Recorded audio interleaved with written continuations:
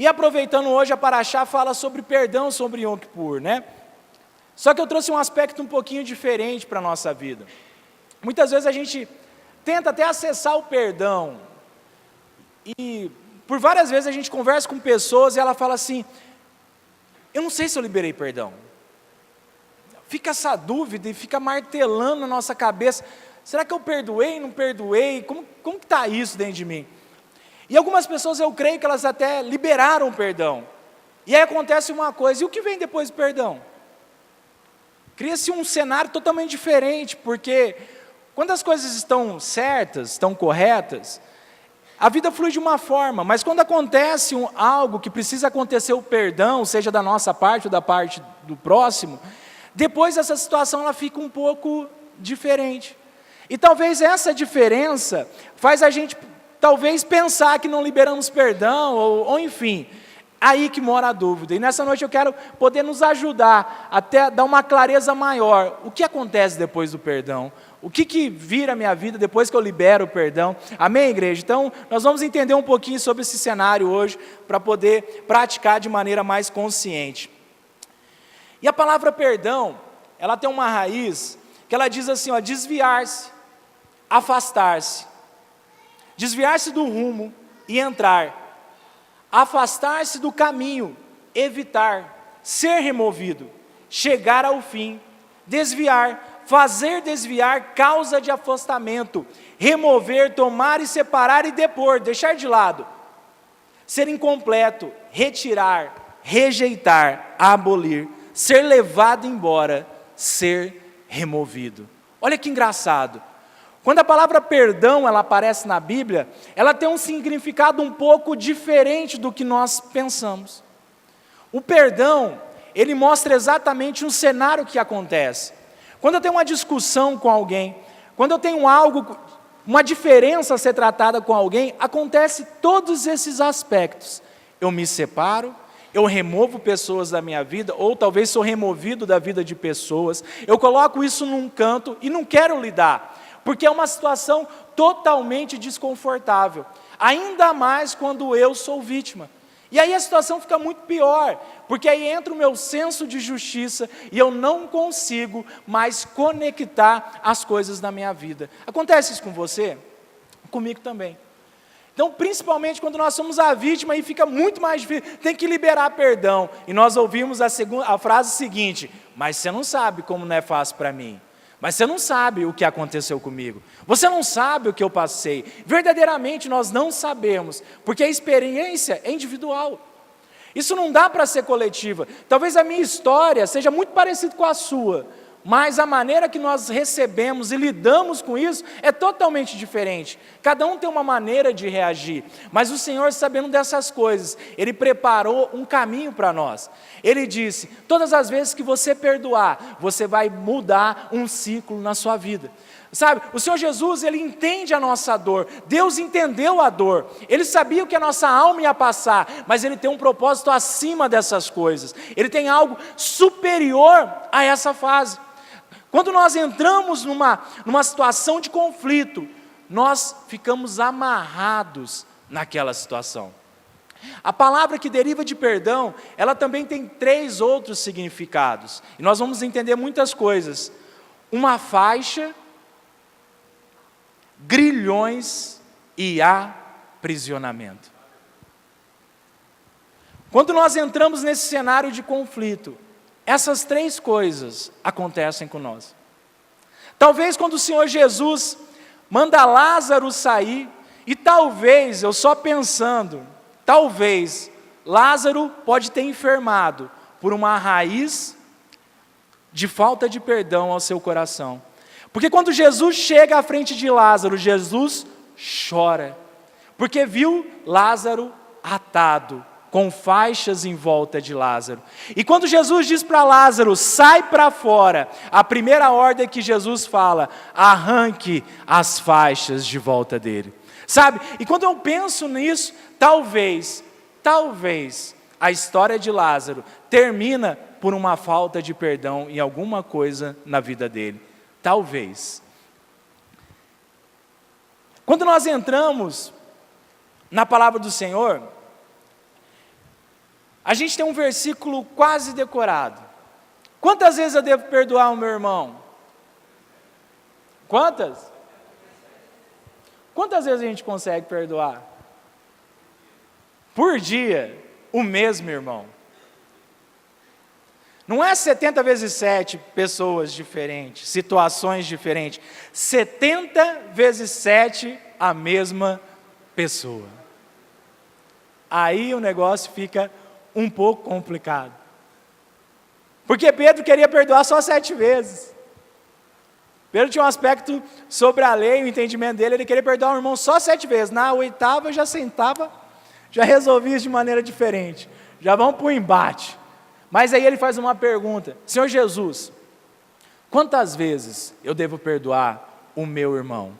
Aquele que me ofende, aquele que me julga mal, aquele que diz coisas que talvez eu nem seja, aquele que pensa coisas e quando eu encontro com ele, ele está com um bico desse tamanho e eu nem sei o que eu fiz, aquele que me diz calúnias, aquele que me difama, aquele que fala de mal de mim ao próximo, aquele que entrou com uma ação contra a minha vida, mesmo quando eu não podia acertar minhas contas. Quantas vezes eu devo perdoar isso? E o Senhor Jesus disse, 70 vezes 7. E isso é a maior, eu acho que é o maior ponto de transformação do ser humano. Conseguir se negar a ponto de executar esse mandamento divino. E o perdão é uma questão de decisão. Não é uma questão de sentimento. Perdoar não é sentir. Perdoar é ação. Mas sabe, eu sinto, ok, está tudo certo quanto a isso.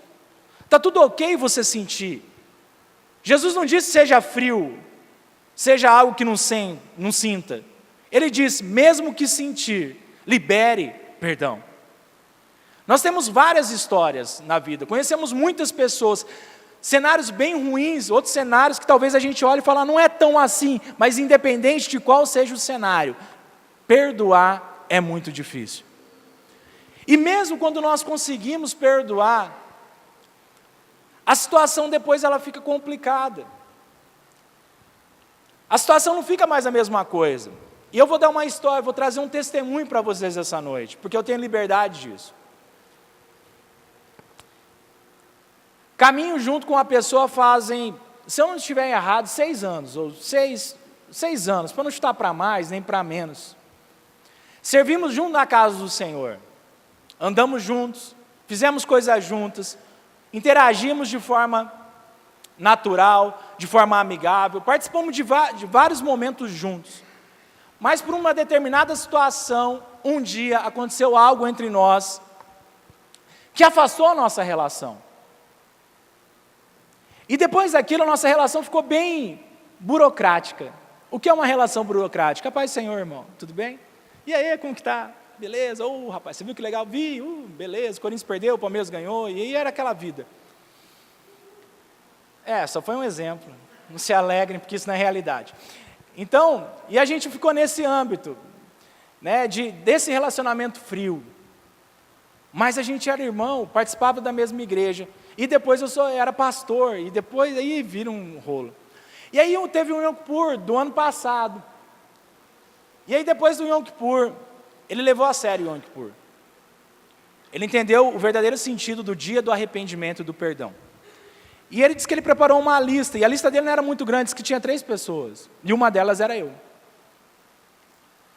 E um certo dia, a gente participando de um ensaio de louvor, a minha esposa, a Jana, não podia me pegar, e ele me deu uma carona para a casa da minha sogra. E antes de ir embora, ele falou, preciso conversar com você.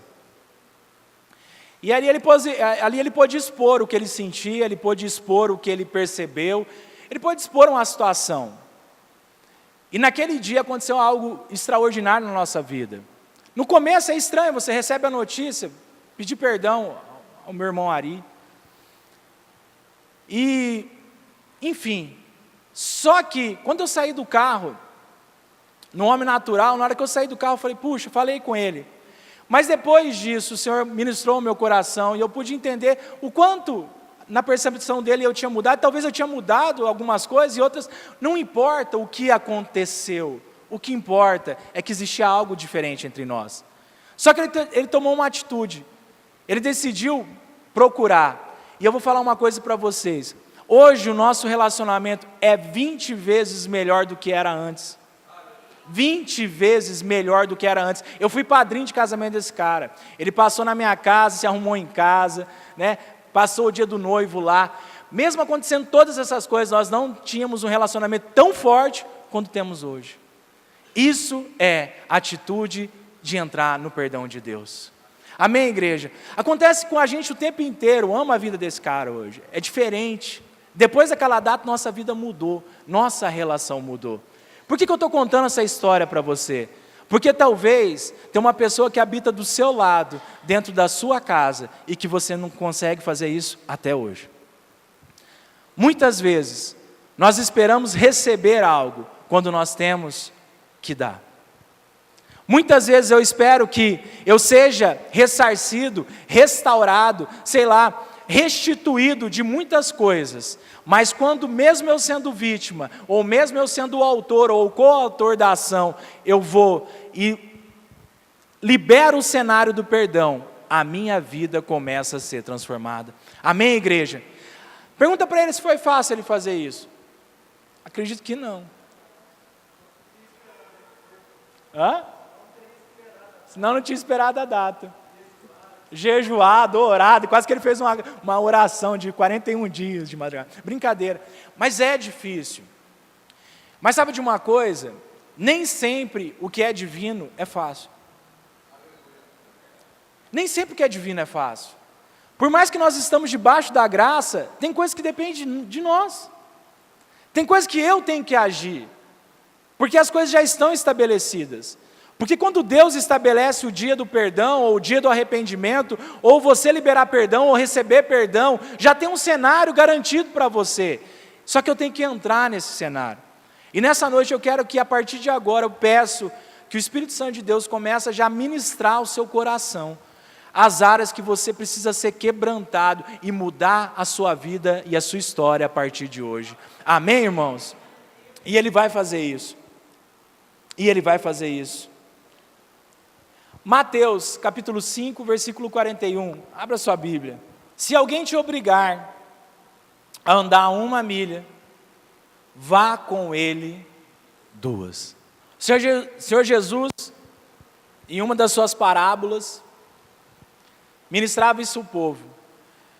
Havia um cenário sobre Israel, onde os soldados romanos, muitas vezes, estavam passando com uma carga, e você estava parado em algum lugar, ele olhava e falava assim, leva isso para mim até tal ponto.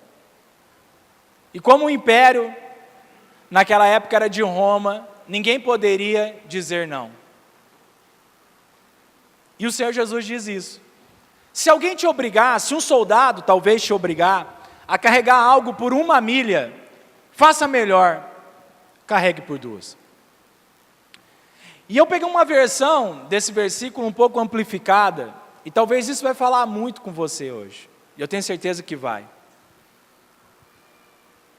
O versículo ele fala assim, de uma versão amplificada: se alguém extorquir de ti o serviço mais desagradável e humilhante, se alguém te obrigar a fazer algo que invada os teus direitos, e que ele não tem o direito de te pedir, se fores tratado como uma vítima indefesa, num país ocupado, não te ressente disto. Faze o que te é pedido. Faze ainda mais. Faze com boa vontade, porque este é o meu modo de fazer. Amém? Esse é o modo que Jesus faria.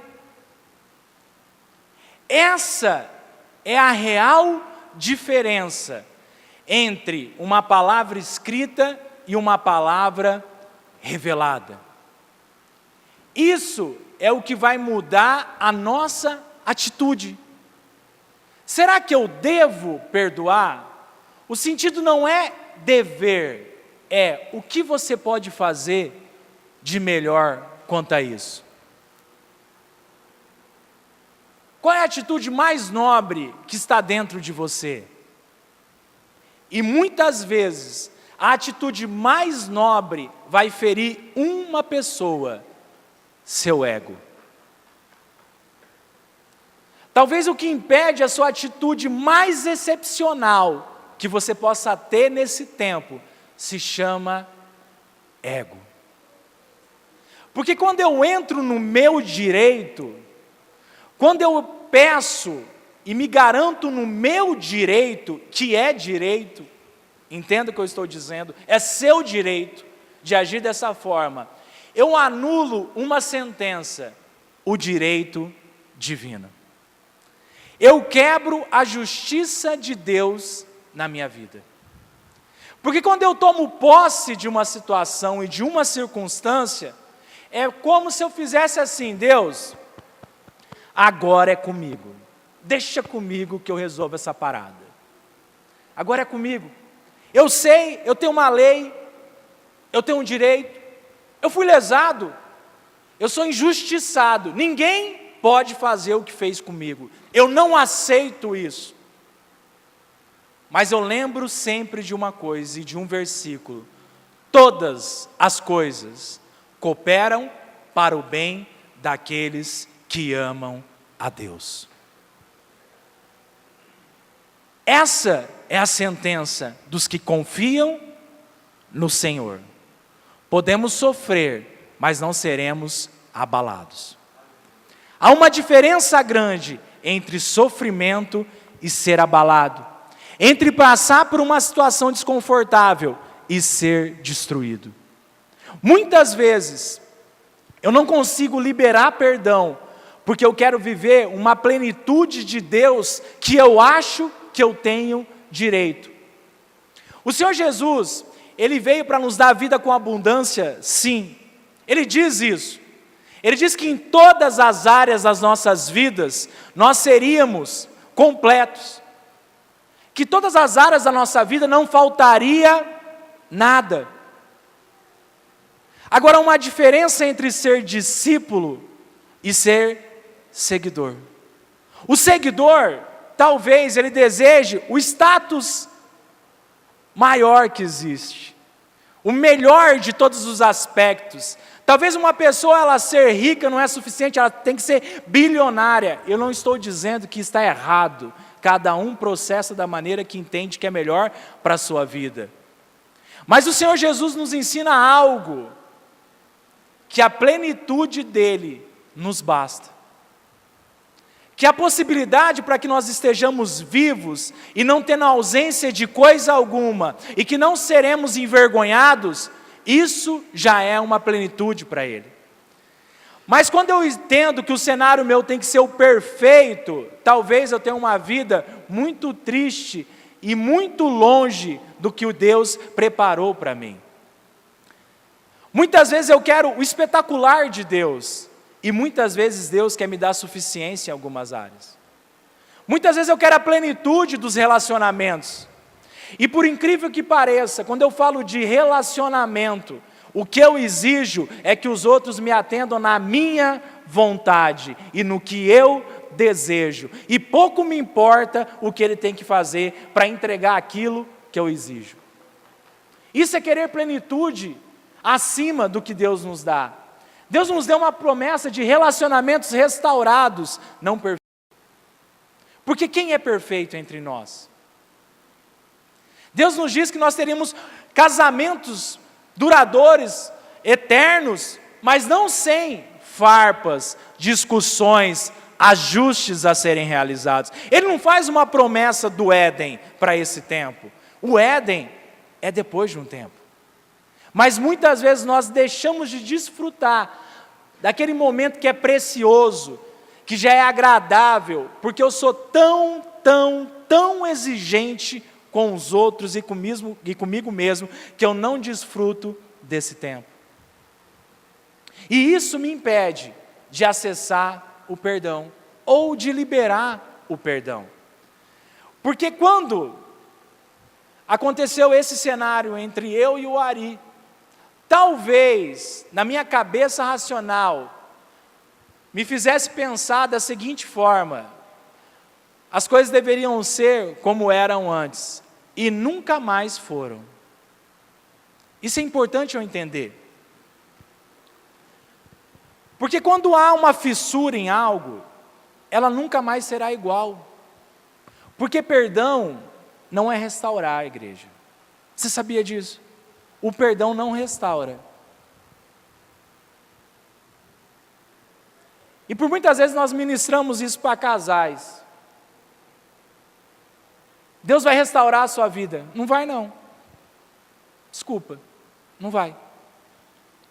Deus vai restaurar o seu relacionamento. Não vai. Ué, como assim? Deus vai restaurar a sua alegria. Não vai. Com perdão, não.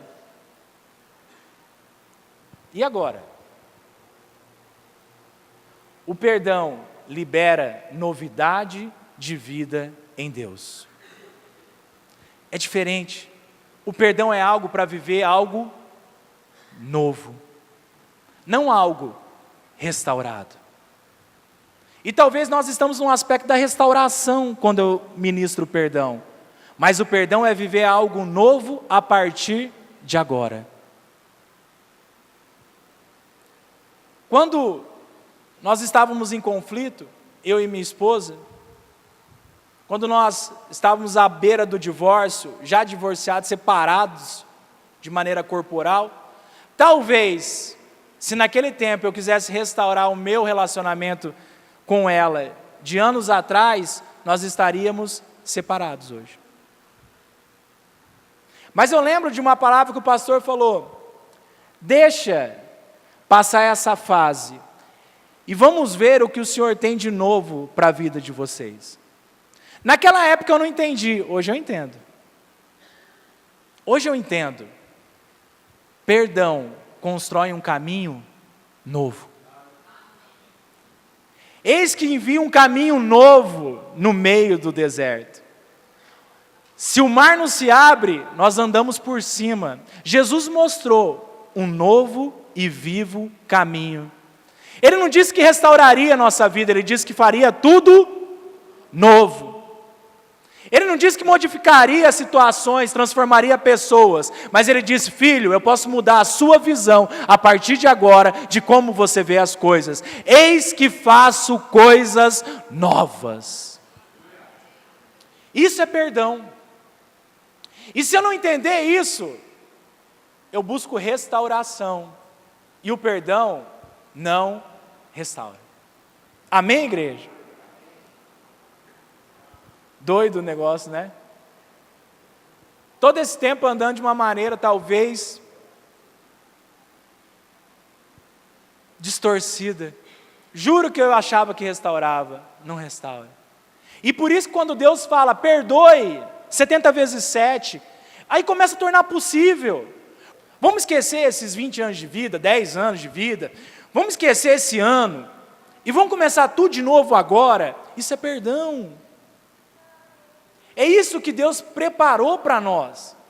Mas sabe o que a gente faz? A gente fica agarrado naquela situação do passado, e eu quero fazer o passado ficar bonito. Ei, o passado a gente não mexe. Ele é intangível, ele não muda. Eu não mudo o aspecto dele. Mas o novo eu posso fazer diferente. O Senhor está dizendo isso para você nessa noite. Você tem a possibilidade de começar a fazer tudo diferente a partir de hoje. O Yom Kippur é fazer tudo diferente a partir das 18 horas desse dia. É ter uma vida transformada. Sabe, pastor, eu não conseguia fazer isso, mas eu vou falar uma coisa para você. Hoje você pode fazer tudo diferente. Sua vida pode ser diferente. Seu relacionamento pode ser diferente. A maneira que você se expressa pode ser diferente. A maneira que eu conduzo a minha vida, ela pode ser diferente. Só depende da minha vontade de fazer e liberar o perdão.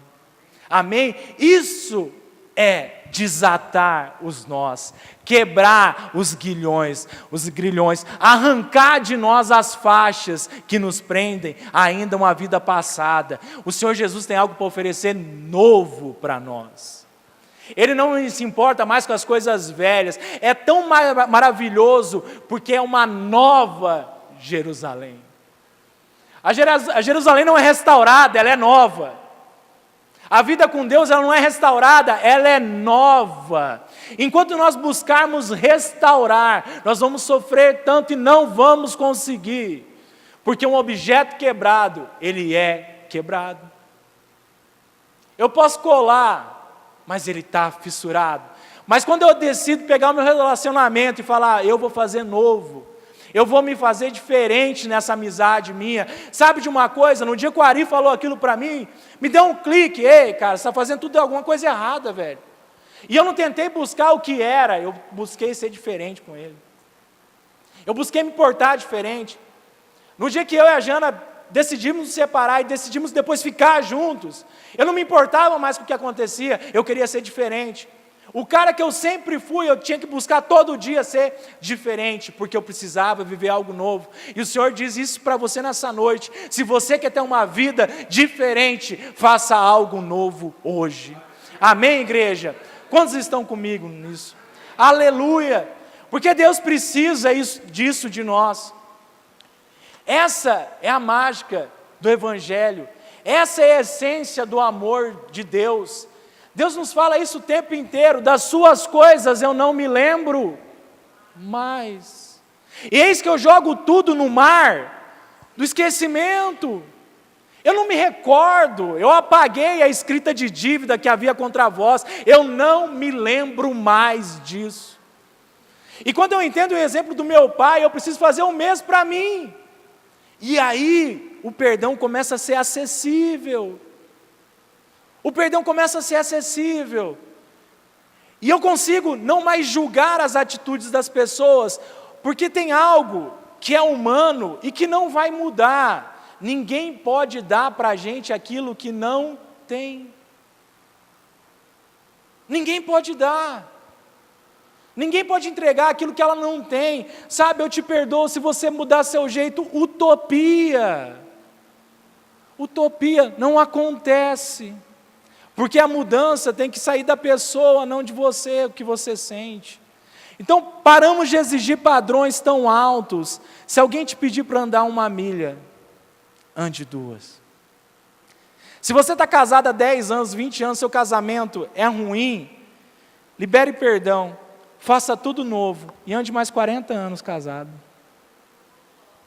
Fazendo tudo diferente do que você fez. E sabe o que acontece no meio dos matrimônios? É exatamente isso. Se separam, acham uma nova pessoa e é uma vida totalmente diferente. Será que você não percebeu que foi você que decidiu fazer diferente? E não são pessoas o nosso problema. O nosso problema é a maneira que a gente age com as nossas atitudes hoje. Será que a gente nunca parou para pensar nisso? E nós mudamos achando que são as pessoas que vão nos fazer feliz. Enquanto nós não nos perdoarmos, não decidir renovar nossa mente todos os dias. A palavra não diz para restaurar a mente, ela diz renova. Mente nova, muda a maneira de pensar.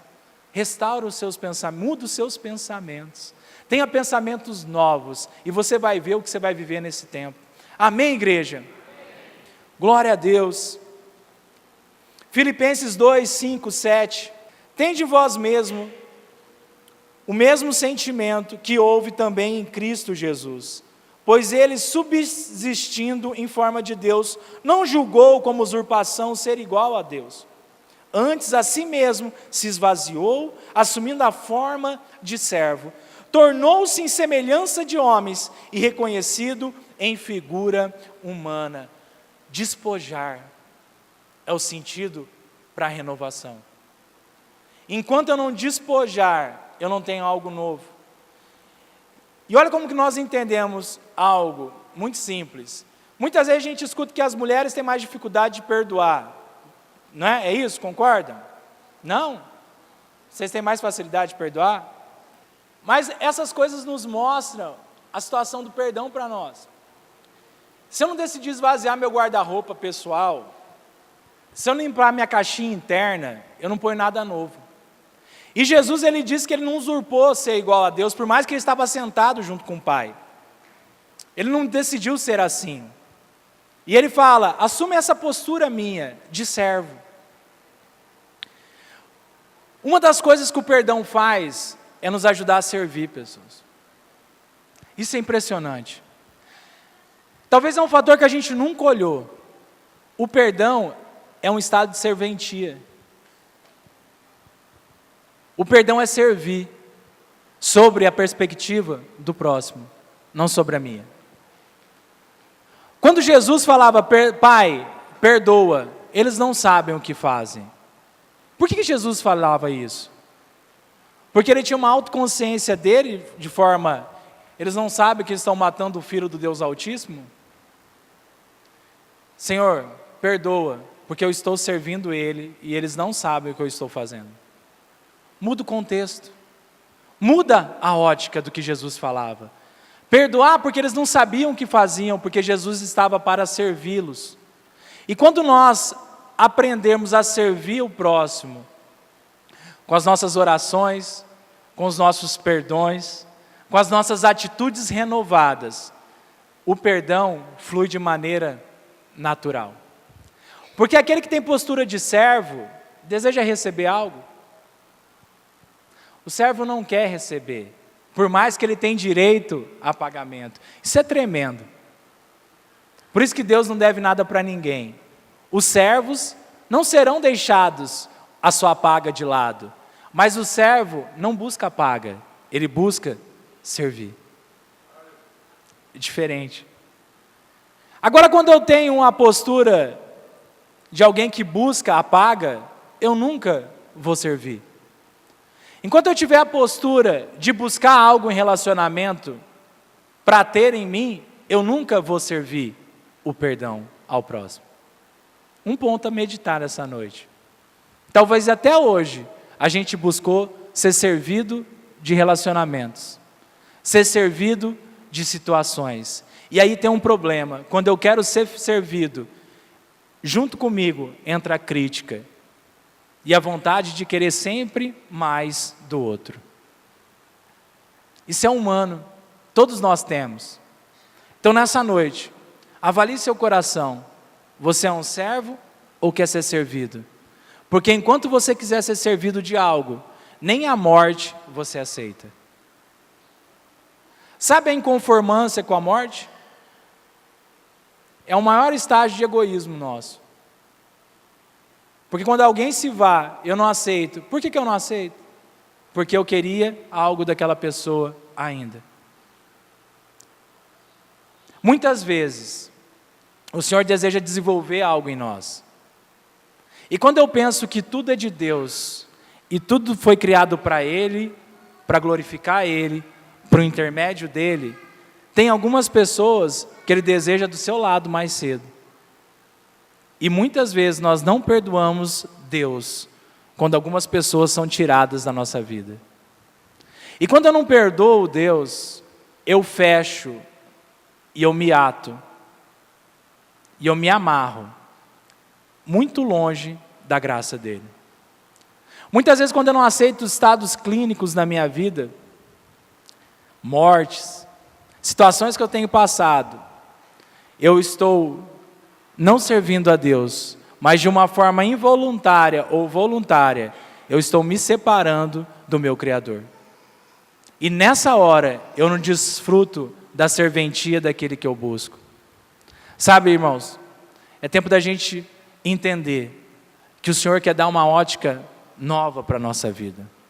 Muitas vezes a gente assiste vídeos de paraplégicos, pessoas na cadeira de roda, pessoas com deficiências cerebrais, correndo numa cadeira de roda, e aquilo escorre lágrima dos nossos olhos, e a gente acha tudo bonito, tudo muito interessante, mas quando a gente olha para a nossa vida, a gente só aceita aquilo que é pleno, aquilo que for 100%, e colocamos Deus tantas vezes na parede, pedindo sempre o melhor, mas talvez Deus quer que nós passamos por um estágio, e vivemos numa média em algumas coisas, por um tempo. Paulo uma vez foi chorar para Deus. Tem espinho na carne. Arranca isso de mim. Deus disse, minha graça te basta, filho. Segue tua vida. Você anda, você muda a história de pessoas, você está pregando o evangelho em todo lugar, você precisa mesmo disso para ser feliz? Para mim essa é a mensagem que ele fala para Paulo. A minha graça sobre a sua vida te basta. Há um tempo atrás, meu pai teve um derrame, um AVC. Essa é para você, seu José. Difícil é entregar essas coisas assim, de forma pontual, mas me lembrou agora e eu vou dizer. E talvez a vista dele foi afetada por um lado. E eu fico pensando, quantas pessoas têm um AVC e morrem? Quantas pessoas têm um AVC e são paralisadas para o resto da vida? Quantas pessoas morreram ou estão numa situação de dependência extrema dos outros? E eu olho para o meu pai e falo, pai, Deus é bom, a graça dele está sobre sua vida. E talvez isso seja um monte de impedimento para ele, deixei de fazer, deixei de dirigir, é ruim para mim. Mas deixa eu falar uma coisa, seu coração bate, você está em pé e respira e pode fazer muita coisa diferente. Renova a sua vida, papai. Eu uso meu pai de exemplo, porque eu estou falando isso para você também. Quantas vezes você está lastimando um negocinho que aconteceu aí, mas você continua em pé, irmão? Você não tem a vida que você queria ter, cara, mas você está em pé. A morte bateu na sua porta e não te levou, cara. Você enfermou e não foi abatido, meu irmão. Nós temos coisas que passam na nossa vida que Deus nos guarda e a gente nem sabe. E uma situaçãozinha a gente fica emburrado. Ei, deixa eu falar uma coisa para você. Olha para a direita e olha para a esquerda. Essas pessoas chegaram aqui, você chegou aqui com saúde, pleno, com possibilidade de mudar a sua vida hoje. O que falta para a gente? Atitude. Atitude. Perdoar não é esquecer. Perdoar é mudar o final da história. Nós não vamos esquecer, mas podemos dar um significado totalmente diferente. Sua vida pode ter uma história e um final diferente, depende de você. O perdão não restaura. O perdão nos traz a oportunidade de construir tudo novo. O perdão traz a justiça de Deus sobre a terra. Ontem nós clamamos e a justiça de Deus foi estabelecida nessa cidade, assim nós cremos. O perdão é uma oportunidade de superação individual e não de terceiros. Não terceirize o perdão. O perdão é oportunidade para você, não para o próximo. Eu vou te perdoar. Que legal, né? Eu vou te perdoar, irmão. Nunca foi para eles, foi para você. As ataduras estavam em nós e não neles. O perdão não muda circunstância, mas promove o desprendimento para você avançar. O perdão não vai mudar a situação, mas vai mudar o caminho que você anda. Deuteronômio 31, 10. Ontem o Senhor nos deu uma palavra no Yom Kippur. E essa palavra não foi para ontem, foi para a sua vida hoje e até o próximo ano. O Senhor disse, ao final de cada 7 anos, no ano do cancelamento das dívidas, durante a festa das cabanas ou do tabernáculo. Nós celebramos o Rosh Hashanah, celebramos Yom Kippur. No Rosh Hashanah, clamamos pelo juízo de Deus. Toque as trombetas, anuncie a justiça de Deus sobre a terra. Quando nós clamamos por isso naquela festa, que talvez hoje você vai entender o que você está fazendo há 3 festas bíblicas, e se prepare para a próxima, que é tabernáculo. Você tocou a trombeta na sua vida e disse assim, Deus, haja juízo sobre a terra, inclusive para a minha vida. Só que enquanto eu entendo o juízo de Deus como algo mortífero, eu não conheço um Deus Pai. Quando eu entendo que o juízo de Deus é a oportunidade para a mudança, eu não desfruto do amor de Deus, mas nós entendemos isso, porque Deus é um Deus misericordioso, e Ele não tem prazer na morte de ninguém.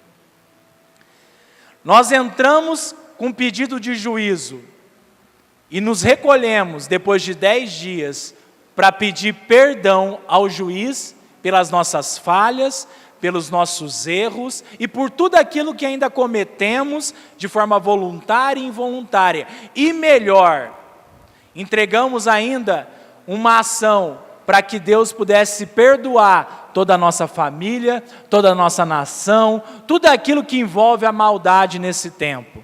Entramos com algo maior diante da presença de Deus, do juiz. Tabernáculo é a simbologia da Nova Jerusalém sobre as nossas vidas. Tabernáculo é Jesus Cristo vivendo no nosso meio. Essa é a festa de tabernáculo. Quando esse versículo fala, as suas dívidas foram perdoadas, porque é tempo de Deus tabernacular no nosso meio. Quando você entender esse chamado de Moisés, que a sua dívida caiu, ele está dizendo, se você perdoar essas dívidas, como eu perdoo as suas dívidas, a glória de Deus anda no seu meio nesse tempo. Essa é uma promessa de Deus para você hoje. Quarta-feira, tendas serão colocadas neste lugar. Nas tendas, são apenas uma simbologia para que nós possamos lembrar que um dia moramos em tendas, mas também que um dia aquele que habitou volta a habitar no nosso meio.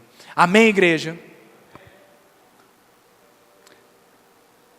Deus quer habitar no nosso meio. Deus quer habitar no meio da sua vida. Deus quer habitar no meio do seu relacionamento. Deus quer habitar no meio das suas finanças. Deus deseja habitar no meio de todas as áreas da sua vida. Mas Ele tem uma pergunta para você. Você quer algo novo ou algo velho?